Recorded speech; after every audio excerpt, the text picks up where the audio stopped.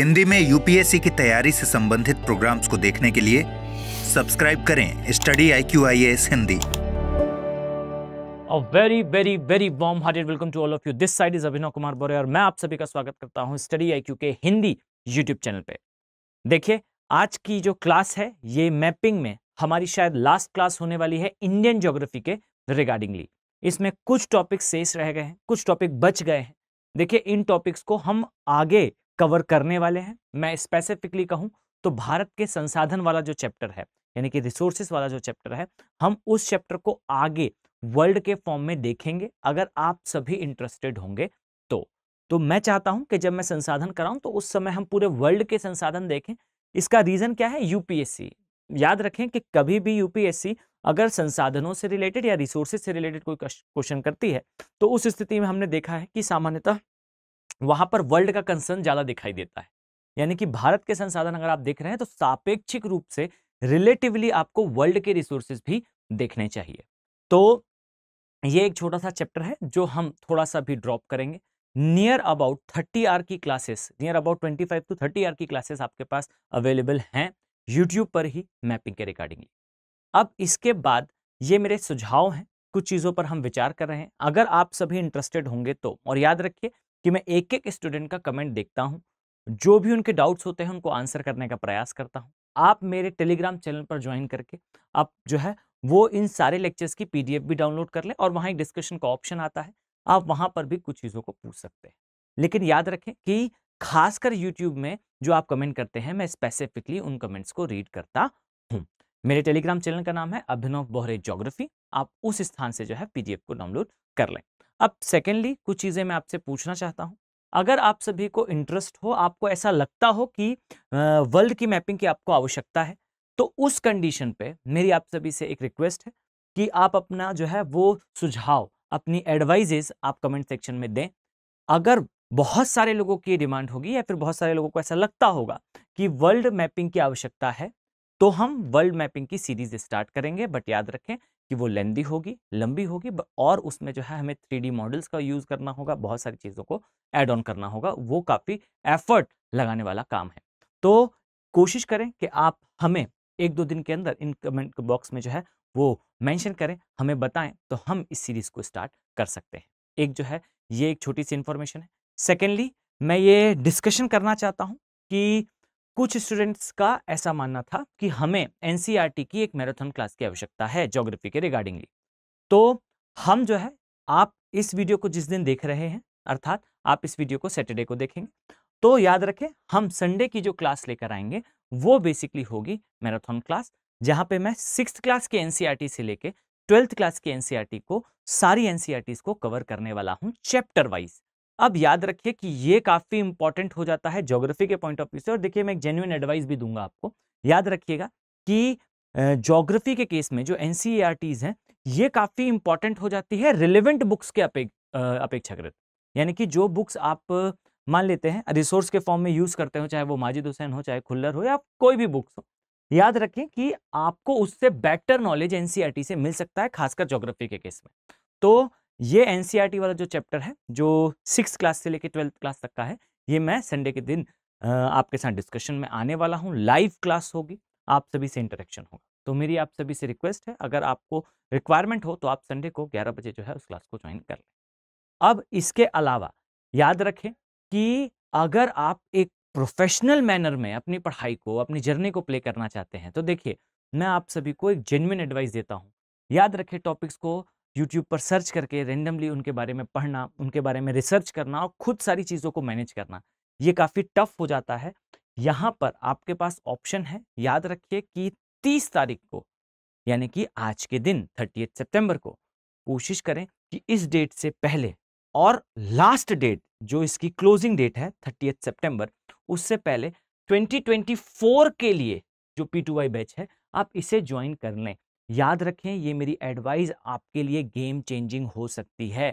अगर आप इतने लेंदी वीडियोस को देख रहे हैं, उसे समझ रहे हैं, उसके नोट्स बना रहे हैं, तो मैं दावे के साथ कह सकता हूं कि कोई स्टूडेंट अगर YouTube पर आकर इतनी पढ़ाई, इतने लंबे वीडियोस को देख रहा है, इसका मतलब है उसके अंदर वो जुनून, वो आग है सिलेक्शन लेने की। अब इस आग को, इस जुनून को, इस डिवोशन को सही डायरेक्शन देने की आवश्यकता है, सही दिशा देने की आवश्यकता है। और यहां मैं आपसे कहना चाहता हूं, समझिएगा इस चीज को, कि अगर आप इसका पार्ट बन जाते हैं तो मैं दावे के साथ आपसे कहता हूं, मैं ही आपसे जो है मुखातिब होऊंगा, मैं ही आपसे मिलूंगा बेसिकली P2I बैच में आपको ज्योग्राफी एनवायरमेंट पढ़ाते हुए। और उस समय आप ही मुझसे कहेंगे कि यस, वो डे था, एक दिन था जब डिसाइड करा कि P2I बैचेस में ज्वाइन करना है, और जो आपकी जर्नी है वो अप टू द मार्क हो जाएगी। याद रखें, ऐसे बहुत सारे स्टूडेंट हैं, जैसे जो स्टूडेंट जो हैं जिनका मैं मेंटर हूं, आप पाएंगे एक स्पेसिफिकली आपको जो है वो मेंटर प्रोवाइड होता है जो आपको गाइड करता है। इसी प्रकार से याद रखिए कि कुछ स्टूडेंट्स का ये डाउट आता है कि क्लास में अगर हमें कुछ पूछना होगा तो किस प्रकार से पूछा जाए। इसको समझिएगा, आपके पास हैंड रेज करने का ऑप्शन है, पूरे टाइम आपके पास चैट बॉक्स होगा, आप जो भी कमेंट करेंगे लाइव क्लास में टीचर उसको देख पाएगा।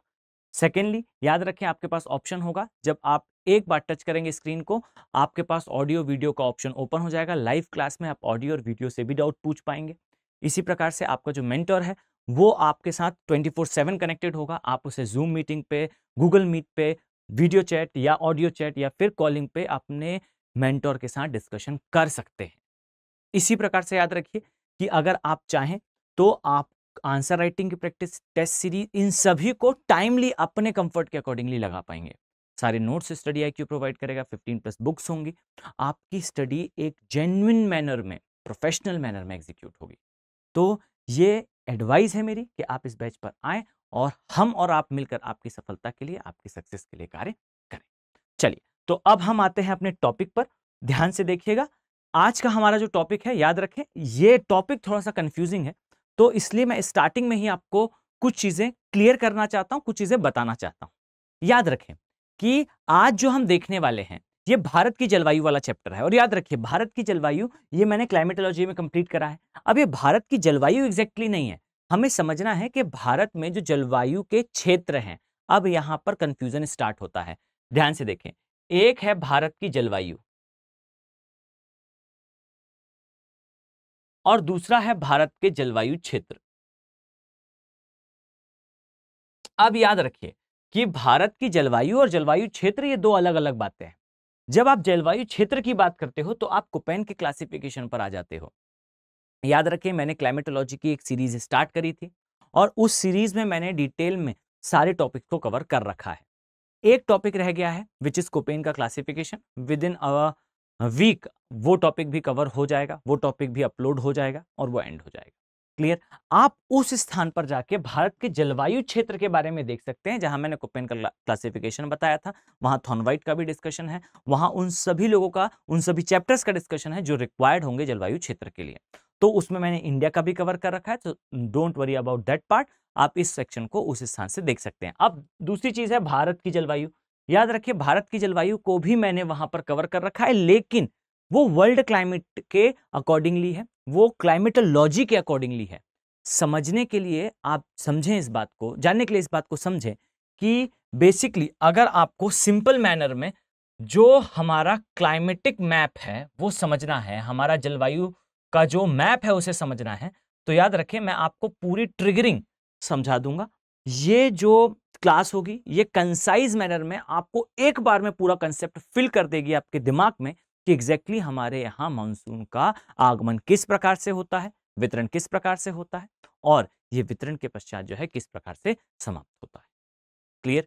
तो चलिए हम आज भारत के जलवायु के बारे में थ्रू मैप समझने का प्रयास करते हैं। अब हम यहां सबसे पहले मैप ड्रॉ करने वाले हैं। याद रखिए, मैंने कई बार आप सभी से रिक्वेस्ट करी है कि आप एक कॉपी खरीदें। कॉपी खरीदने के बाद उसमें 100 पेजेस पर बनाए इंडिया का मैप। मैं दावे के साथ कह सकता हूं कि अगर कोई स्टूडेंट 100 बार मैप को हाथ से ड्रॉ कर लेता है तो याद रखिए कि ऐसा संभव ही नहीं है कि उसे आगे मैप बनाते ना बने। तो प्रयास करें कि सबसे पहले तो आप फ्री हैंड इंडिया का मैप बनाना सीखें, अन्यथा की स्थिति में आपको थोड़ी सी समस्या का सामना करना पड़ सकता है। तो देखें, सबसे पहले ये हम ड्रॉ करेंगे। याद रखिए, ये है भारत, जम्मू एंड कश्मीर वाला भाग, लद्दाख वाला पार्ट, ये है हमारा नेपाल वाला पोर्शन, बेसिकली ये है हमारा नॉर्थ ईस्टर्न पार्ट। और इसी प्रकार से आप पाएंगे कि ये हम ड्रॉ कर रहे हैं जम्मू एंड कश्मीर। इस तरह से चलते हुए आएंगे तो ये है बेसिकली गुजरात वाला पोर्शन, और चलते हुए आप इस प्रकार से पाएंगे कि ये है हमारा ग्रेट इंडिया। क्लियर? तो ये इंडिया नटशेल बनकर रेडी है। थोड़ा सा हम इसे एडजस्ट कर लें। अब यहां याद रखें कि भारत में वर्षा का वितरण किस किस प्रकार से होता है। इसे समझने के लिए आपको कुछ चीजों को जानना आवश्यक होगा। क्लियर? अब यहां याद रखें, अगर मैं आपसे कहूं कि जो हवा है, जो पवन है, वो किस किस बातों पर निर्भर करती है, तो सबसे पहले तो याद रखिए कि अगर आपको जलवायु को समझना है नटशेल मैप के थ्रू, तो भी आपको कुछ कंसेप्ट्स के बारे में पता होना चाहिए। अब यहां ध्यान से देखें, सबसे पहले मैं आपको कुछ लॉस के बारे में, कुछ रूल्स के बारे में विंड के बताना चाहता हूं। अब बहुत ध्यान से सुनिएगा, अपना कंसंट्रेशन ब्रेक ना करें। याद रखें, सबसे पहले लॉ ऑफ विंड अर्थात पवनों का सिद्धांत यह कहता है कि, याद रखें, पवनें हमेशा हाई प्रेशर से उच्च वायु दाब से निम्न वायु दाब की ओर फ्लो करती हैं। अगर मैं आपसे कहूं, किसी को इस पर कोई डाउट हो, तो सिंपल सी बात है, आप एक काम करें, एक गुब्बारा फुलाएं और उस पर एक पिन दे मारें। आप पाएंगे कि हवा गुब्बारे से बाहर जा रही है या अंदर आ रही है। सिंपल सी बात है, हवा जो है वो गुब्बारे से बाहर जाएगी। दिस यूज टू इंडिकेट कि जो पवनें हैं वो हाई प्रेशर से लो प्रेशर की ओर प्रवाहित होती हैं। Point clear? अब सेकेंड डायमेंशन याद रखिए कि टेम्परेचर और प्रेशर, इसका क्या रिलेशन है, अर्थात तापमान और दाब का क्या रिलेशन है। हमेशा याद रखिएगा, जो तापमान है वो दाब के व्युत्क्रमानुपाती होता है। इसे मैं थोड़ा सा और क्लियरली लिखूं तो याद रखिएगा इस प्रकार से कि whenever temperature goes on increasing, अर्थात जब कभी तापमान बढ़ता है, प्रेशर क्या हो जाएगा? कम हो जाएगा। इसी प्रकार से याद रखिए कि अगर मैंने कहा टेम्परेचर कम होगा तो प्रेशर क्या हो जाएगा? बढ़ जाएगा। क्लियर? तो ये दो रिलेशन आपको पता होने चाहिए। सबसे पहला टेम्परेचर का और प्रेशर का रिलेशन, अर्थात ताप और दाब का संबंध। तापमान बढ़ता है, दाब कम होता है। उसी प्रकार से विंड ब्लो होती है, पवनें बहती हैं हाई प्रेशर से लो प्रेशर। पॉइंट क्लियर है? अब ये एक डायमेंशन हुआ। अब दूसरी चीज आप याद रखें कि भारत के परिप्रेक्ष्य में आपको कुछ चीजें पता होनी चाहिए। जैसे याद रखें कि भारत कुछ इस प्रकार से, अगर मैं यहां पर वर्ल्ड मैप ड्रॉ करूं, जस्ट अ सेकेंड, हम जो है अर्थ को कुछ इस प्रकार से बना सकते हैं इजी मैनर में। याद रखें कि ये हम ड्रॉ करने वाले हैं अभी वर्ल्ड मैप। कुछ इस प्रकार से आपको दिखाई देगा। याद रखें, ये जो पोर्शन में ड्रॉ कर रहा हूं, जस्ट अ फ्यू सेकेंड्स।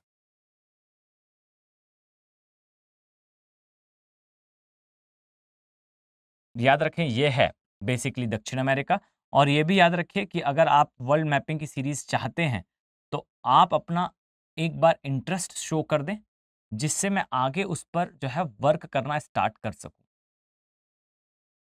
ये बेसिकली उत्तरी अमेरिका है। याद रखें, ये ग्रीनलैंड वाला पार्ट है। इसी प्रकार से आप देखेंगे कि यहाँ पर आपको अफ्रीका दिखाई देगा। ये याद रखें कि ये है अरब का प्रायद्वीप। इसी प्रकार से ये है हमारा ग्रेट इंडिया। यहाँ आप पाएंगे चीन वाला भाग है। इसी प्रकार से कोरियन पेनिनसुला अर्थात कोरिया का प्रायद्वीप है। ये कामचट का प्रायद्वीप। और इस प्रकार से चलते हुए आएंगे तो यहाँ इस स्थान पर आपको दिखाई देगा इस तरह से चलते हुए, ये है ऑस्ट्रेलिया। अब मेरी यहां आप सभी से रिक्वेस्ट होगी कि एकदम ऐसा नहीं है कि आपको पूरा मैप जो है वो इसी प्रकार से बनाते बनता हो। आप थोड़ा सा उसमें एडजस्टमेंट कर सकते हैं, कोई प्रॉब्लम नहीं है।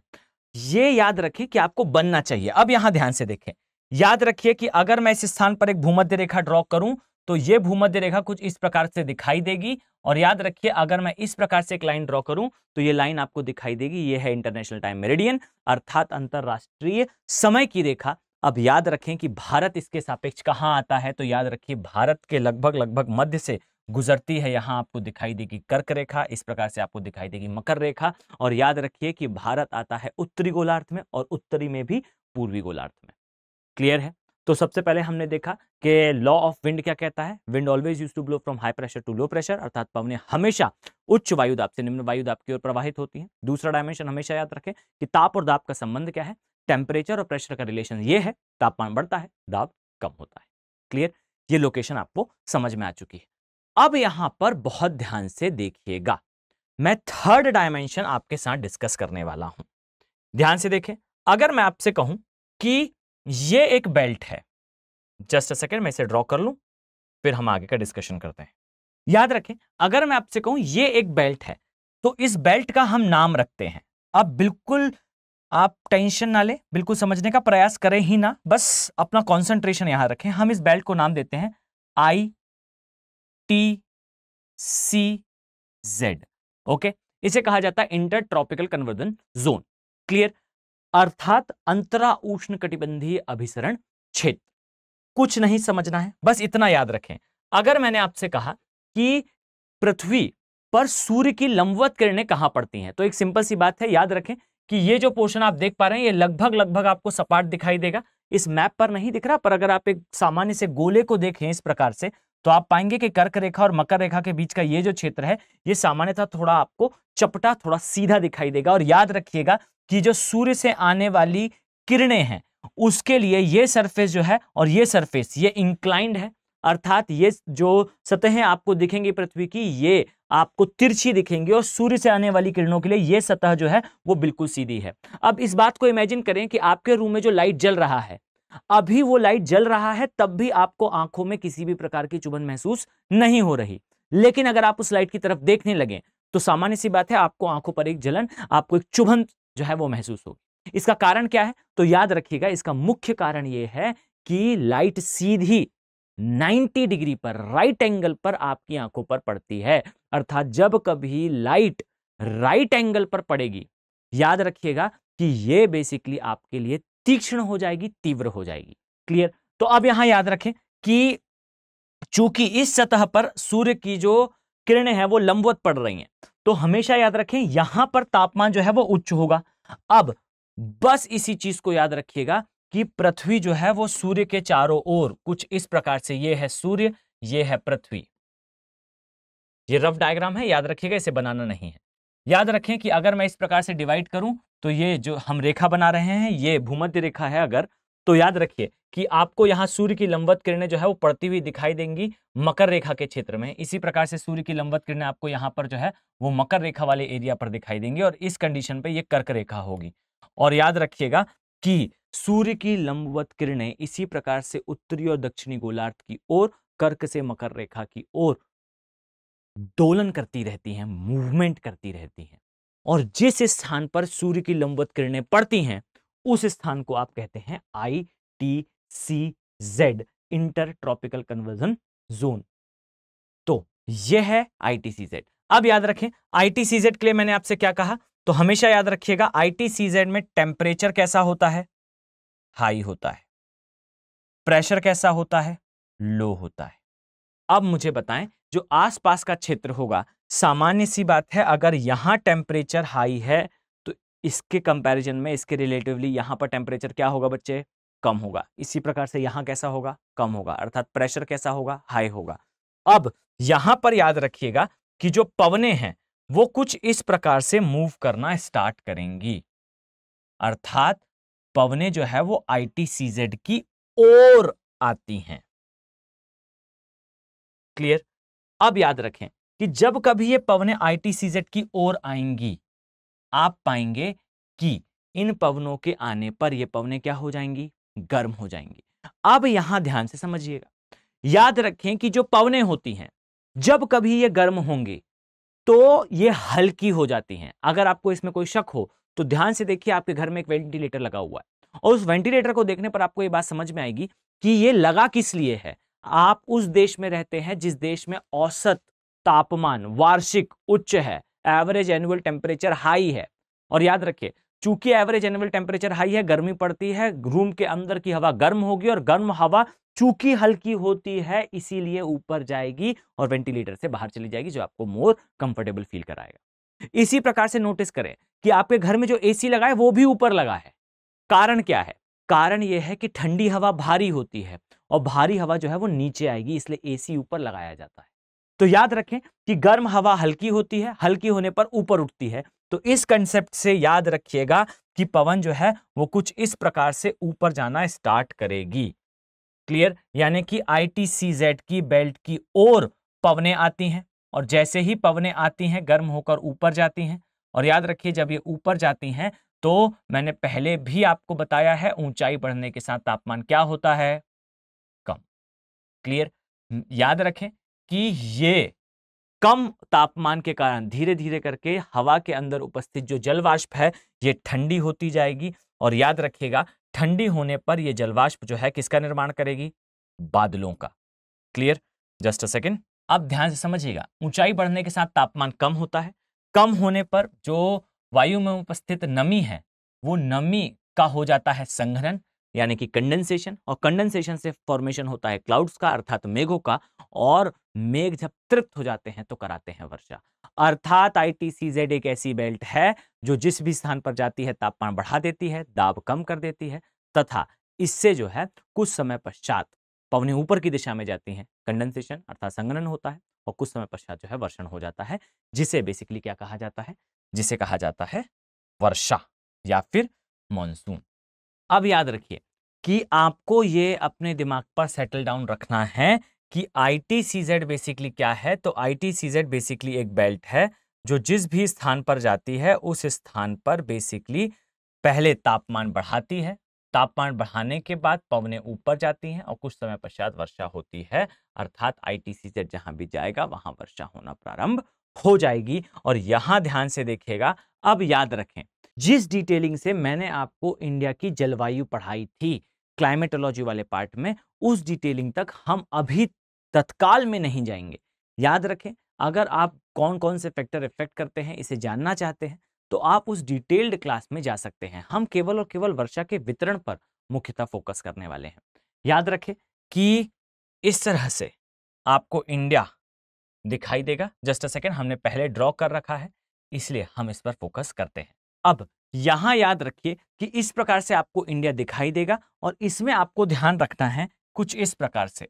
यहां याद रखना है कि आप पाएंगे कि भारत के नक्शे पर जैसे जैसे आप थोड़ा डिटेलिंग पर उतरेंगे, जस्ट अ सेकेंड मैं इसे एडजस्ट कर लूं तो हमें थोड़ा समस्या कम होगी इसे समझने में। अब देखें, आई थिंक अभी ये जो है वो सही डायरेक्शन पर है। याद रखें कि इस प्रकार से आपको दिखाई देगा, जस्ट अ फ्यू सेकेंड, इस तरह से ये जो ITCZ है ये भारत की ओर बढ़ना प्रारंभ करता है। याद रखें कि ITCZ जो है वो 21 मार्च के आसपास जो है वो स्थापित होता है भूमध्य रेखा पर। भूमध्य रेखा से 21 मार्च के बाद जो है ये बढ़ना स्टार्ट होता है कर्क रेखा की ओर, और ये भारत में आता है, और याद रखिएगा कि इस प्रकार से ये भारत में प्रवेश करेगा।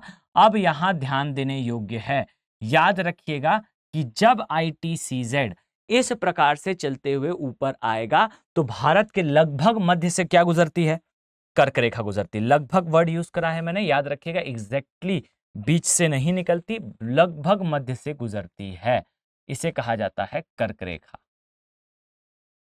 जस्ट अ सेकेंड, इसे कहा जाता है कर्क रेखा, या मैं कहूं ट्रॉपिक ऑफ कैंसर। क्लियर? अब याद रखें कि जिस जिस स्थान पर ITCZ जाएगा, याद रखें उस स्थान पर तापमान क्या होता जाएगा? बढ़ता जाएगा। और याद रखिए तापमान बढ़ेगा तो कुछ ही देर बाद उस स्थान पर क्या हो जाएगी? कुछ ही समय पश्चात उस स्थान पर क्या हो जाएगी? वर्षा हो जाएगी। याद रखें कि यह वर्षा कब हो रही है, तो यहां पर आपको डेट याद रखने की आवश्यकता है। इस स्थान पर ITCZ पहुंचेगा कब? 21 जून को। क्लियर?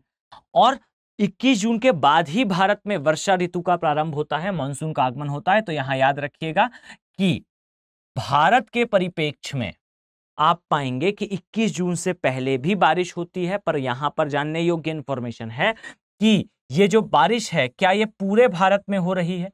यहां ध्यान से देखें, याद रखिए कि ITCZ जहां जाता है केवल वहां वर्षा होती है। तो इसका अर्थ यह है कि जब यहां वर्षा हो रही होगी पूरे भारत में वर्षा नहीं होगी।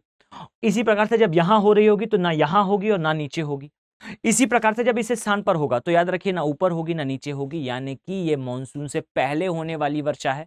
और ये जो पहले होने वाली वर्षा है इसके लिए कौन सी पवनें जिम्मेदार हैं? तो याद रखिएगा इस स्थान पर, जस्ट अ सेकंड मैं इसे हटा दूं अन्यथा की स्थिति में कंफ्यूजन होगा। याद रखें कि इसकी PDF आप जो है टेलीग्राम से डाउनलोड कर लें जिससे आपको नोट्स बनाने में किसी प्रकार की समस्या ना हो। याद रखें कि ये जो पवनें आपको दिखाई दे रही हैं, याद रखिएगा ये पवनें हैं, यहां से आएगा अरब सागर, माफ कीजिएगा जस्ट अ सेकेंड, अरब सागर, इसी प्रकार से याद रखिए ये है BOB अर्थात बे ऑफ बंगाल अर्थात बंगाल की खाड़ी। तो याद रखिएगा कि भारत में बेसिकली 21 जून से पहले जो वर्षा होती है ये मानसून पूर्व की वर्षा होती है, और ये जो मानसून पूर्व की वर्षा है याद रखिएगा ये वर्षा वास्तविकता में मानसून के पहले स्थानीय स्तर पर बंगाल की खाड़ी तरह अरब सागर की पवनों के द्वारा होती है, और इसीलिए इसके लोकल नाम है। अब यहां याद रखें कि आपके सामने ये पूरा मैंने डिटेल में क्लाइमेट वाले में समझाया है। या तो आप उस वीडियो को जाकर उन नामों को देखें, और नहीं तो आपने पढ़ रखा है तो मुझे कमेंट सेक्शन में बताएं कि वो कौन सी पवने हैं। क्लियर? वो कौन से लोकल नेम है। मैं आपसे नेम बता देता हूं, आप मुझे कमेंट सेक्शन में राज्य बता दीजिए। जैसे बोडो चिल्ली या बोडो चिल्ला कहा जाता है, काल बैसाखी कहा जाता है, नॉर्वेस्टर कहा जाता है। इसी प्रकार से आप पाएंगे कि दक्षिण भारत, माफ कीजिएगा मैं आंसर बताने वाला था, बेसिकली आम्र वर्षा दक्षिण भारत में कहा जाता है। आपको मुझे बताना है कि कौन से राज्य में से कहा जाता है। क्लियर? तो याद रखें यहां पर जो मैंने नाम बताया, इसी प्रकार से मावठा भी कहा जाता है। तो यहां जो मैंने नाम बताया आपको मुझे बताना है कि अलग अलग राज्यों में जो अलग अलग समय पर स्थानीय स्तर पर स्थानीय पवनों के द्वारा जो वर्षा होती है इसे क्या और किस राज्य में क्या कहा जाता है। क्लियर?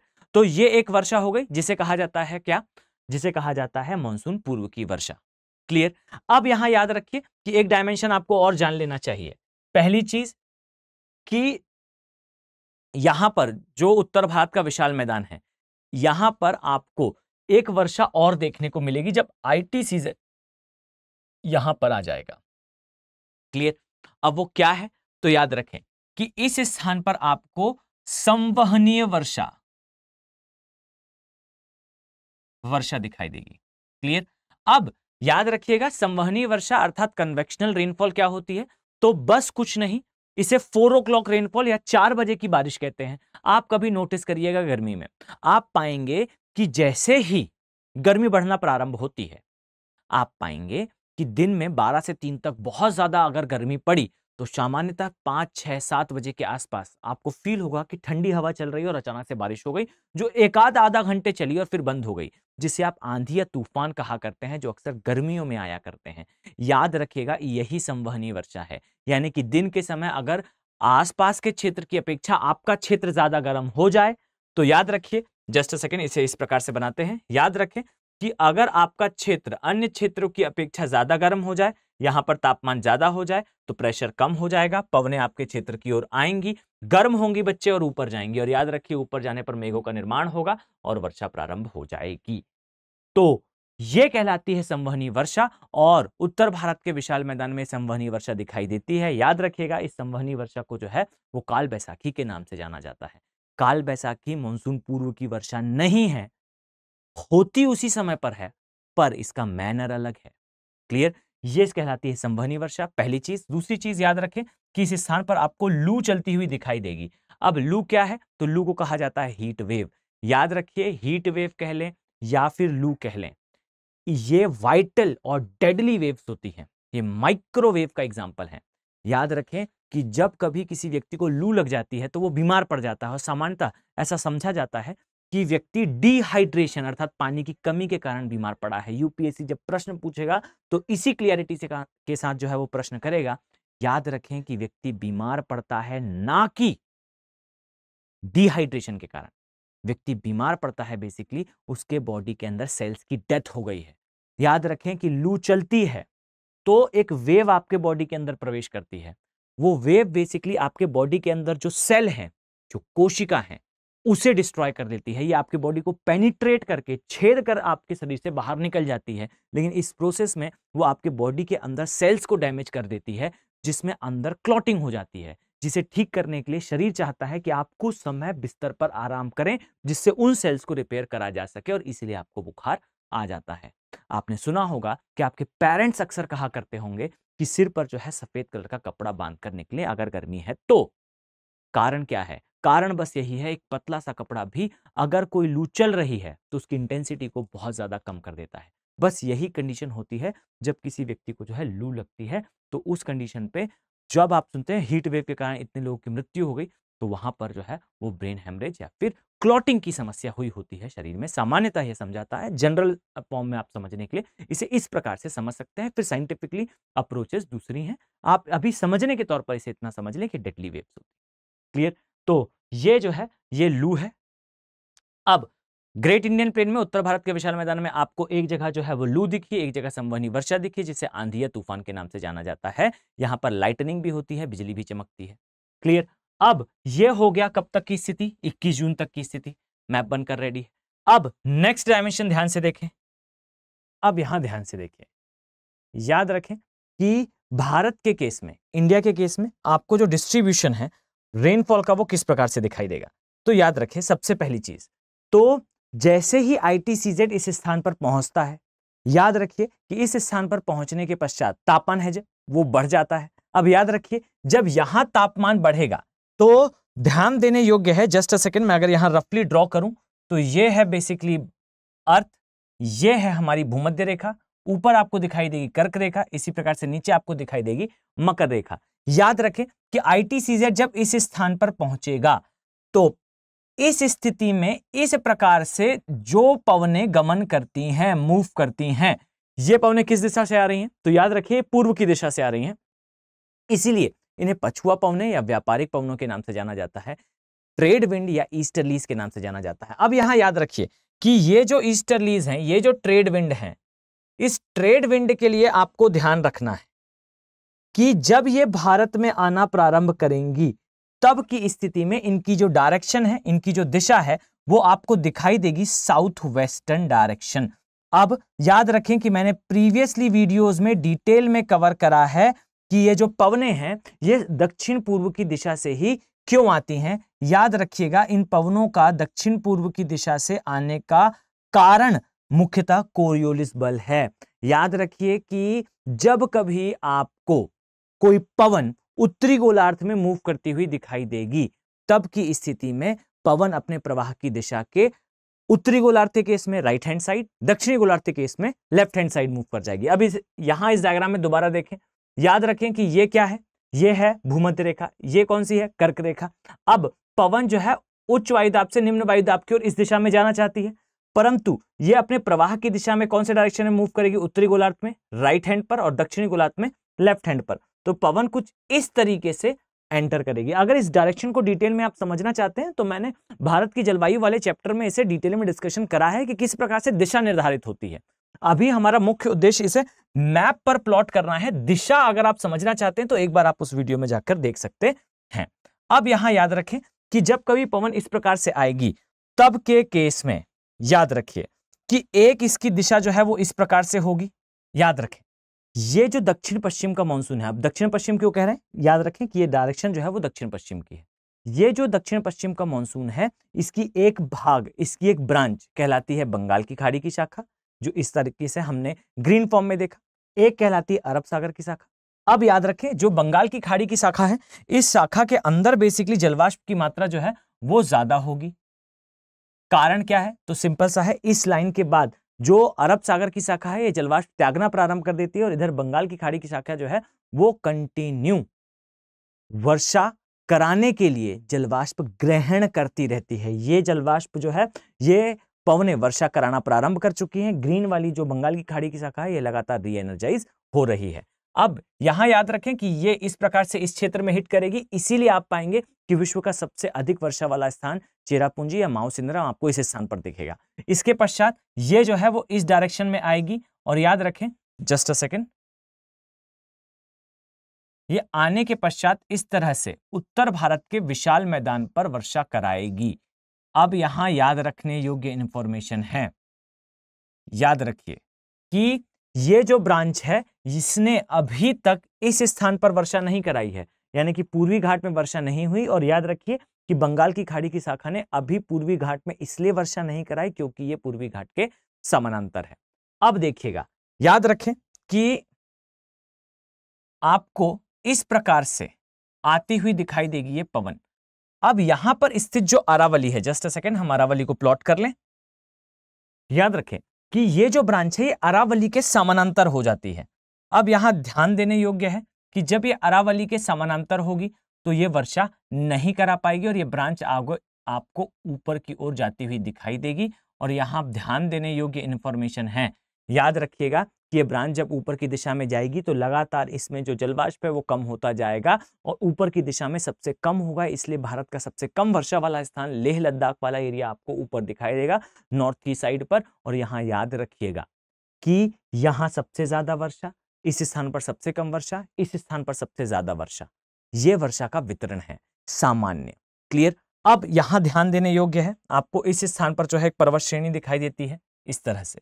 आई थिंक आप सभी अब चूंकि हमने मैपिंग का एक बड़ा पोर्शन कवर कर लिया है, गैस कर पा रहे होंगे कि ये वाला जो पार्ट है इसे कहा जाता है पश्चिमी घाट।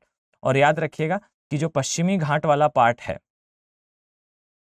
जो पश्चिमी घाट वाला पार्ट है वहां सबसे ज्यादा वर्षा होगी। लेकिन चूंकि मैंने आपको पहले भी समझाया है किसके बारे में, तो आई थिंक आप सभी गैस कर पा रहे होंगे। हमने देखा है रेन शेडो जोन अर्थात छायावृष्टि प्रदेश के बारे में। आइए इसे प्लॉट करते हैं, ध्यान से देखिएगा। अगर मैं आपसे कहूं कि ये एक पर्वत है, जस्ट अ सेकंड मैं इसे प्लॉट कर लूं फिर आगे हम बात करते हैं।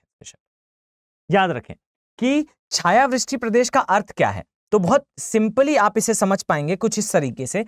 याद रखें कि जब पवनें इस प्रकार से चलना प्रारंभ करेंगी तो ऊंचाई बढ़ने के साथ याद रखिएगा तापमान क्या होता जाता है, तापमान कम होता जाता है। अब याद रखें कम होने के पश्चात किसका निर्माण होगा, तो कंडेंसेशन अर्थात संग्रहण की प्रोसेस से मेघों का निर्माण होगा और इस प्रकार से आपको इस स्थान पर वर्षा होती हुई दिखाई देगी। अर्थात याद रखिए कि जब भी कोई पर्वत श्रेणी आपको दिखाई देती है तो उस पर्वत श्रेणी में जिस दिशा से पवनें चलना प्रारंभ करती हैं उस दिशा पर वर्षा ज्यादा होती है। और जहां से याद रखिएगा, जस्ट अ सेकेंड,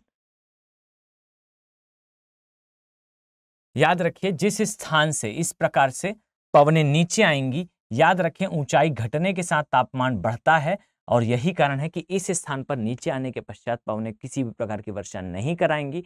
तो याद रखिए कि चूंकि पश्चिमी घाट के सापेक्ष पवनें ऊपर चढ़ना प्रारंभ करती हैं इसलिए पश्चिमी घाट पर जो है वर्षा ज्यादा होगी। लेकिन जब ये पवनें उतरेंगी तो हमेशा याद रखिए ये इस स्थान पर जो है वो निर्माण करेंगी किसका, छायावृष्टि प्रदेश का। और याद रखें इस स्थान पर वर्षा कम होगी और यही कारण है कि आपको जो है यहां पर कम वर्षा के कारण लाल मिट्टी का विस्तार दिखता है, इस स्थान पर लाल मिट्टी का विस्तार दिखता है तथा इस स्थान पर अधिक वर्षा के कारण लैटेराइट मृदा का विस्तार देखने को मिलता है। अब यहां एक बात जानने योग्य है और काफी रोचक है, जस्ट अ सेकंड मैं इस डायग्राम को कंप्लीट कर लूं उसके बाद हम आगे कंटिन्यू करते हैं। याद रखें कि आपको ये जो स्थान दिखाई देगा यहां पर तराई बेल्ट में वर्षा होगी, क्लियर। और मुख्यतः जो ग्रेट इंडियन प्लेन है यहां पर वर्षा होगी इस ब्रांच के द्वारा, बंगाल की खाड़ी के ब्रांच के द्वारा। अब यहां जानने योग्य इंफॉर्मेशन है कि इस स्थान पर अभी वर्षा नहीं हुई है, बंगाल की खाड़ी की शाखा अभी तक इस स्थान पर नहीं पहुंच पाई है। कारण यह है कि समानांतर है।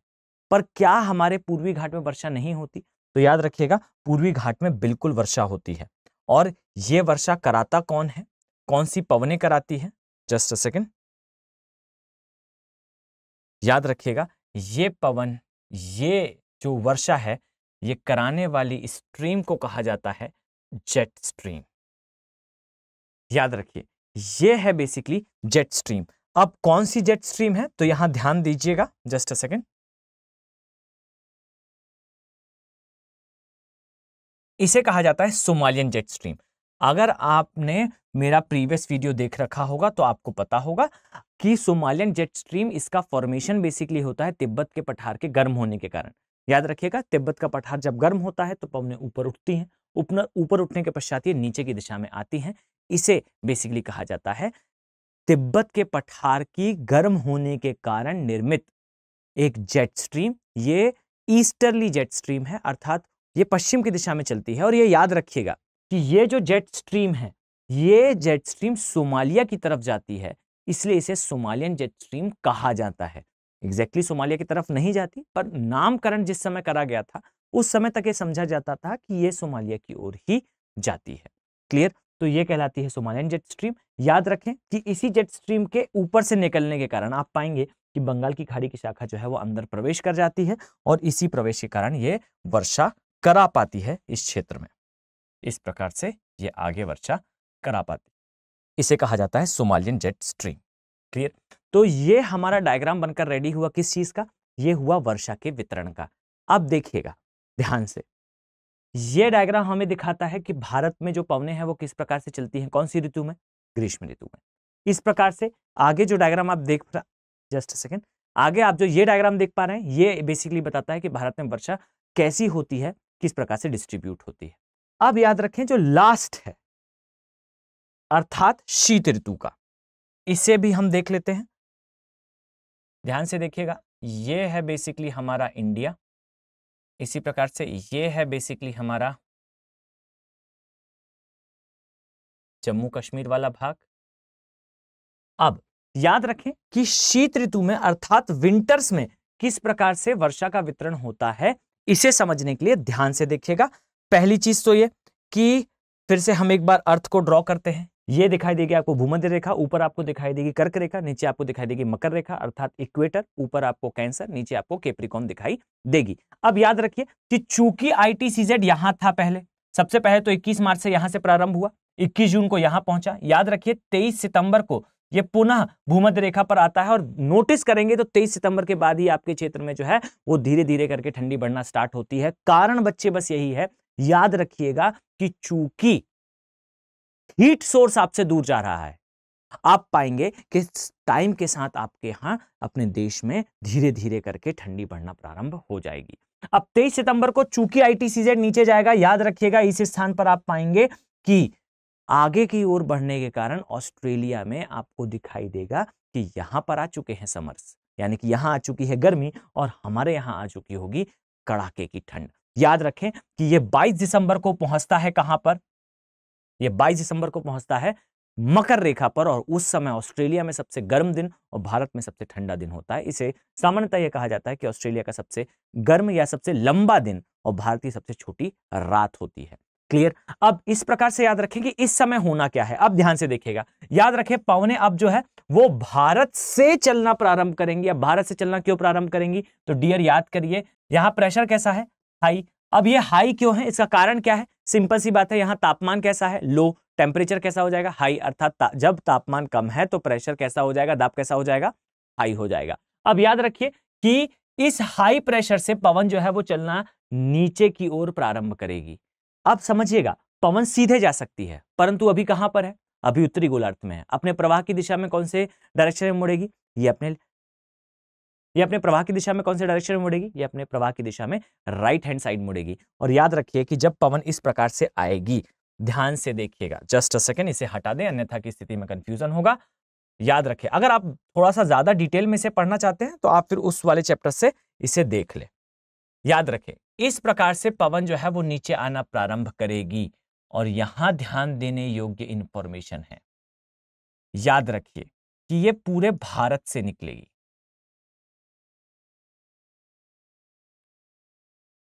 लेकिन यहां नोटिस करने वाली बात है कि क्या चाइना एक सागर है, नो। जब चाइना एक सागर नहीं है, सागरीय क्षेत्र नहीं है, तो यहां से आने वाली पवनें, जस्ट अ सेकेंड, हमें थोड़े स्पेस की आवश्यकता होगी इस स्थान पर, इसलिए हम यहां पर जो है वो ड्रॉ नहीं करते।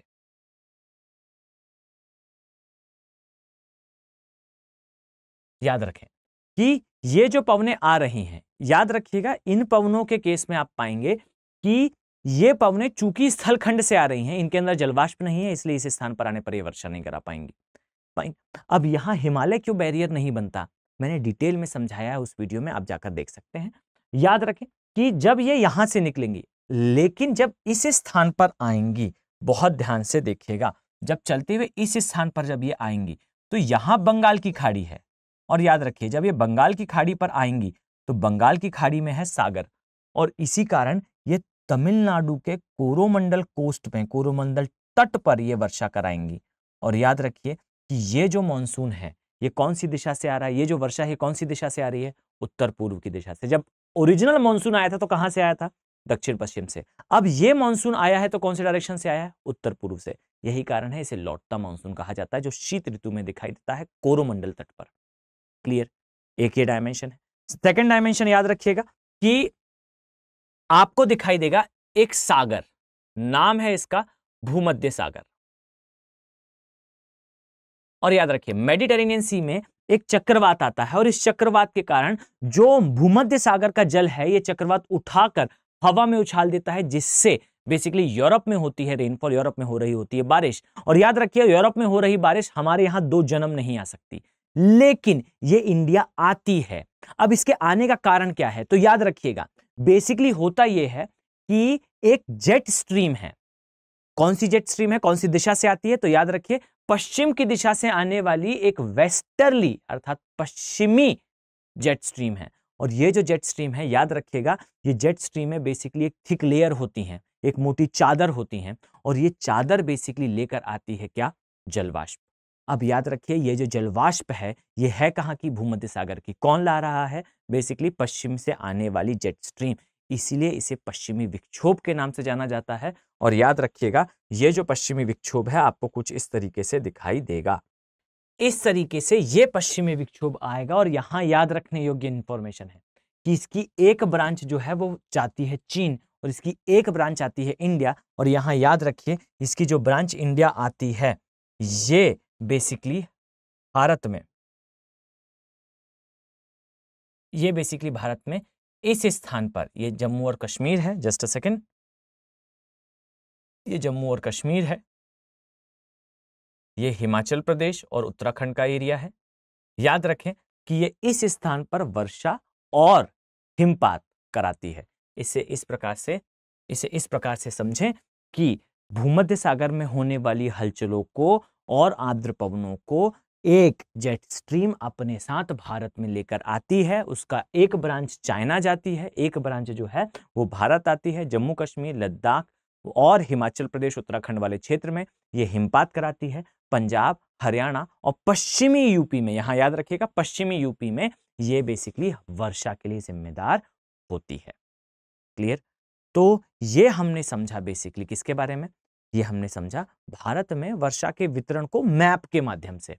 और ज्यादा डिटेल में देखना है what is Indian ocean dipole, what is heating of Tibetan plateau, यानी कि हिंद महासागर में द्विध्रुव का निर्माण किस प्रकार से होता है, या फिर आपको तिब्बत के पठार का गर्म होने, इसे मैकेनिज्म के द्वारा समझना हो तो आप मेरा प्रीवियस क्लाइमेटोलॉजी वाला वीडियो जाकर देख लें। आई थिंक ये हमारा जो मैपिंग वाली सीरीज है इसका लास्ट वीडियो होगा। अगर आप लोग की रिक्वायरमेंट होगी तो हम वर्ल्ड मैपिंग जो है वो स्टार्ट करेंगे। वो और भी ज्यादा कॉम्प्लेक्स होती है और भी ज्यादा इंपॉर्टेंट होती है यूपीएससी पॉइंट ऑफ व्यू से। कोशिश करें कि आप इसके बेहतर तरीके से नोट्स बनाएं, ज्यादा से ज्यादा प्रयास करें कि पहले वीडियो को पूरा देखें, उसके बाद आराम से वीडियो के नोट्स बनाएं। पहले शांतिपूर्वक पूरा वीडियो एक बार देखा करें, फिर ही नोट्स बनाने पर आए।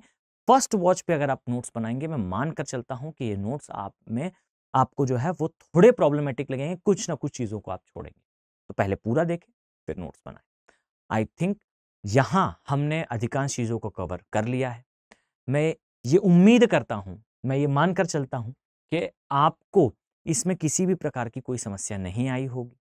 मैं ये आशा करता हूं कि आप सभी इसी प्रकार से आगे जो कल आने वाली मेरी क्लास है, जो एनसीईआरटी की क्लास है, उसे यूटिलाइज कर पाएंगे। कोशिश करें आप सभी ज़्यादा से ज़्यादा जो है लाइव आकर उसे पढ़ें, जिससे आपको बेटर अंडरस्टैंडिंग आए, आप प्रश्न कर पाएं, मैं उत्तर कर।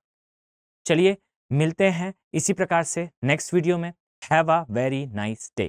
Thank you. हिंदी में यूपीएससी की तैयारी से संबंधित प्रोग्राम्स को देखने के लिए सब्सक्राइब करें स्टडी IQ IAS हिंदी।